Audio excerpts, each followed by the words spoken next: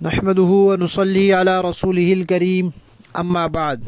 ترجمے والے قرآن پاک کا صفحہ نمبر 890، 24واں پارہ، سورہ حامیم سجدہ، پہلا رکوع، آیت نمبر 6 تا 8۔ اعوذ باللہ من الشیطان الرجیم، بسم اللہ الرحمن الرحیم۔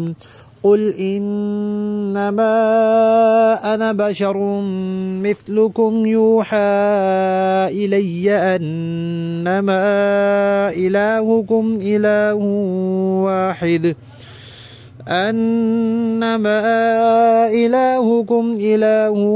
واحد فاستقيموا اليه واستغفروه وويل للمشركين الذين لا يؤتون الزكاة وهم بالآخرة هم كافرون إن الذين آمنوا وعملوا الصالحات لهم أجر غير ممنون۔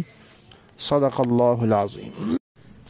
پچھلی آیات میں اس بات کا تذکرہ آیا تھا کہ کفار کہتے ہیں کہ آپ جو ہمیں توحید کی دعوت دیتے ہیں، رسالت کا پیغام پہنچاتے ہیں، آخرت کا عقیدہ سناتے ہیں، تو آپ کی باتیں نہ تو ہمارے دل پر اثر کر سکتی ہیں اس لیے کہ ہمارے دلوں پر غلاف چڑھے ہوئے ہیں، نہ آپ کی باتیں ہمارے کانوں میں صحیح معنی میں اتر سکتی ہیں اس لیے کہ ہمارے کانوں میں ڈانٹ ہے، اور نہ آپ کی باتیں ہم قبول کر سکتے ہیں اس لیے کہ ہمارے اور آپ کے درمیان پردے حائل ہیں۔ تو اس کے جواب میں اللہ تعالیٰ نے نبی پاک صلی اللہ علیہ وآلہ وسلم سے فرمایا کہ آپ ان سے کہہ دیں کہ بھئی میں خدا نہیں ہوں، خدائی اختیارات مجھے حاصل نہیں ہیں، میں بھی ایک انسان ہوں، لہذا اگر تمہارے دلوں پر غلاف چڑھے ہیں تو میں وہ نہیں اتار سکتا، تمہارے کانوں میں ڈانٹ ہیں تو میں وہ نہیں نکال سکتا، تمہارے اور میرے درمیان کوئی پردے ہیں تو میں وہ بھی نہیں ہٹا سکتا۔ ہاں اتنا ضرور ہے کہ میں انسان ہوں، تمہارا ہم جنس ہوں، اس لیے میری بات سمجھنا تمہارے لیے بہت آسان ہے۔ میں کوئی فرشتہ نہیں ہوں، میں کوئی جن نہیں ہوں، میں کوئی اور مخلوق نہیں ہوں، بلکہ تمہاری جنس کا ایک فرد ہوں، اور اپنی جنس سے بات کو سمجھنا بہت آسان ہوتا ہے۔ اللہ تبارک و تعالی نے انبیاء فرشتوں میں سے نہیں بنائے، انسانوں میں سے بنائے، اسی لیے تاکہ وہ انسانوں کے لیے کامل نمونہ ہو سکیں۔ فرشتہ ہوتا تو فرشتے کے اندر انسانی جذبات ہی نہیں ہوتے، انسانی خیالات ہی نہیں ہوتے، تو وہ کیسے انسانوں کے لیے نمونہ بنتا؟ نہ اس کو بھوک لگتی، نہ اس کو پیاس لگتی، نہ اس کے بیوی بچے ہوتے، نہ دوسرے انسانی جذبات اور احساسات اس کے ساتھ ہوتے، تو وہ نمونہ کیسے بن سکتا؟ اللہ نے ایسی ذات کو نمونہ بنایا ہے جس کے اندر انسانی خصوصیات پائی جاتی ہیں۔ فرشتہ ہمیں کہتا بھائی روزہ رکھو، ہم کہتے جناب آپ کو تو بھوک لگتی نہیں، ہمیں تو بھوک لگتی ہے، ہم کیسے روزہ رکھیں؟ وہ کہتا یہ کام کرو، ہم کہتے جی آپ کا تو جسم تھکتا ہی نہیں، آپ کو تو نیند آتی نہیں، ہم نے تو سونا ہوتا ہے، ہم کیسے تہجد پڑھیں؟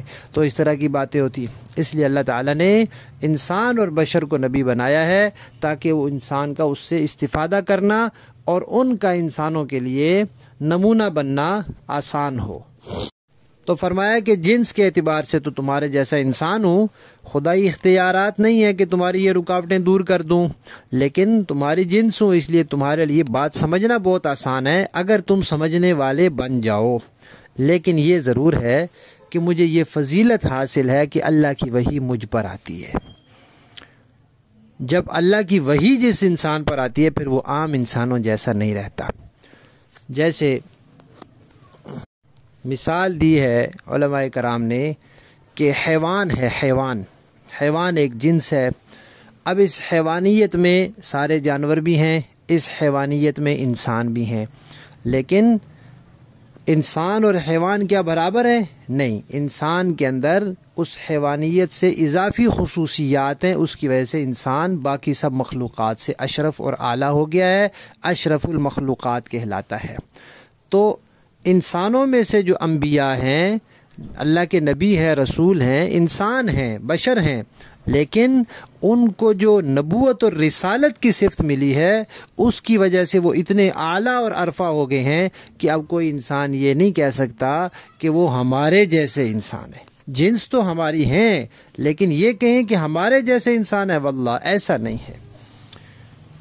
تو اب فرمایا کہ بھائی میرے اوپر وحی آتی ہے۔ اب وہ وحی کیا آتی ہے؟ اس وحی کا سب سے بنیادی پیغام توحید کا ہے کہ میرا اور تمہارا الہ ایک ہے،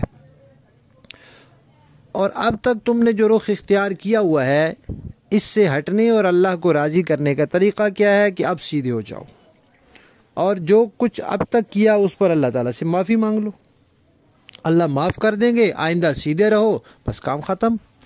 باقی اب بھی اگر کوئی شرک پر ڈٹا رہتا ہے، اڑا رہتا ہے، تو پھر اس کے لیے بڑی خرابی ہے،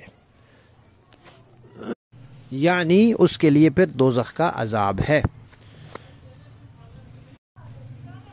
پھر جن کے لیے دوزخ کا عذاب ہے ان کی مزید وضاحت کی ہے کہ یہ وہ لوگ ہیں جو زکوٰۃ بھی نہیں دیتے اور یہ آخرت کے بھی منکر ہیں۔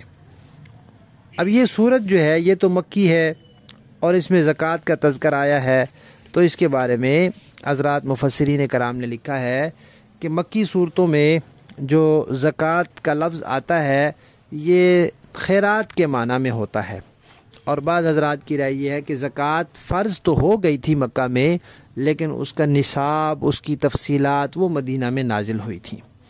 بہرحال جو بندہ مسلمان ہو جاتا تھا، عرب کے لوگ باوجود سخی ہونے کے اتنی ضد اس کے ساتھ اپناتے تھے کہ اس پر پھر خرچ بھی نہیں کرتے تھے چاہے وہ بھوکا مر جائے۔ تو کہا کہ دیکھو یہ خیرات بھی نہیں کرتے اور آخرت پر ایمان بھی نہیں رکھتے، اور یہ تو ان کا حال ہے جو آخرت کے منکر ہیں، رسالت کے، توحید کے منکر ہیں، مشرک ہیں، یہ ان کا حال ہے۔ اور اس کے مقابلے میں جو ماننے والے ہیں، اور صرف ماننا نہیں، ساتھ اللہ تعالیٰ قرآن پاک میں ہر جگہ عمل صالح کا بھی تذکرہ کرتے ہیں، ان الذین آمنوا وعملوا الصالحات، آمنوا وعملوا الصالحات، جہاں بھی قرآن میں تذکرہ آیا ہے ایمان کے ساتھ نیک عمل کا آیا ہے۔ جنت کا تذکرہ آیا تو بھی اللہ نے فرمایا کہ وہ نیک عمل والوں کے لیے، تقوی والوں کے لیے بنائی ہے، یہ نہیں فرمایا صرف کہ ایمان والوں کے لیے بنائی ہے۔ تو ان کے لیے کیا ہے؟ جو ایمان اور تقوی والے ہیں ان کے لیے اللہ تعالیٰ نے فرمایا کہ ایسا اجر ہے جو کبھی ختم نہیں ہوگا، جیسے مشرک کے لیے ایسی سزا ہے جو کبھی ختم نہیں ہوگی، ایسے ہی ایمان والے کے لیے ایسا اجر ہے، ایسا ثواب ہے، ایسی نعمتیں ہیں وہ بھی کبھی ختم نہیں ہوگی۔ لفظی معنی دیکھیے، قل آپ فرما دیجئے، انما سوائے اس کے نہیں کہ انا میں، بشرٌ ایک بشر ہوں، مثلکم تمہارے جیسا، جنس کے اعتبار سے، یوحا لیکن میری خصوصیت کیا ہے؟ وحی کی جاتی ہے، الیہ میری طرف، وہ وحی کیا ہے؟ انما یہ کہ الہکم تمہارا معبود الہ واحد، ایک ہی الہ ہے، فاستقیموا لہذا سیدھے ہو جاؤ، الیہ اس کی طرف، واستغفروا اور اس سے معافی مانگو، وویل اور تباہی اور ہلاکت ہے، للمشرکین شرک کرنے والوں کے لیے، الذین وہ جو لا یؤتون نہیں دیتے الزکاۃ خیرات، وہم اور وہ بالآخرتی آخرت کے، ہم کافرون منکر ہیں، ان بے شک یقیناً الذین جو لوگ آمنو ایمان لائے یعنی عقیدے ٹھیک کر لیے، وعملوا الصالحات اور کیے کام اچھے یعنی اعمال بھی سنت کے مطابق اور اخلاص سے کیے، لہم ان کے لیے اجرن اجر ہے، غیر ممنون جو ختم نہیں ہونے والا۔ با محاورہ دیکھیں جی، قل انما انا بشر مثلكم يوحى الي انما الهكم اله واحد فاستقيموا اليه واستغفروه۔ اے پیغمبر آپ ان سے فرما دیجئے کہ میں تو تم ہی جیسا ایک انسان ہوں، البتہ مجھ پر یہ وحی نازل ہوتی ہے کہ تمہارا خدا بس ایک ہی خدا ہے، لہذا تم اپنا رخ سیدھا اسی کی طرف رکھو اور اسی سے مغفرت مانگو۔ وَوَيْلٌ لِّلْمُشْرِكِينَ الَّذِينَ لَا يُؤْتُونَ الزَّكَاةَ وَهُمْ بِالْآخِرَةِ هُمْ كَافِرُونَ، اور بڑی تباہی ہے ان مشرکوں کے لیے جو زکوٰۃ ادا نہیں کرتے، اور ان کا حال یہ ہے کہ آخرت کے وہ بالکل ہی منکر ہیں۔ ان الذین آمنوا وعملوا الصالحات لهم اجر غیر ممنون، البتہ جو لوگ ایمان لے آئے ہیں اور انہوں نے نیک عمل کیے ہیں، ان کے لیے بے شک ایسا اجر ہے جس کا سلسلہ کبھی ٹوٹنے والا نہیں ہے۔ صدق اللہ العظیم۔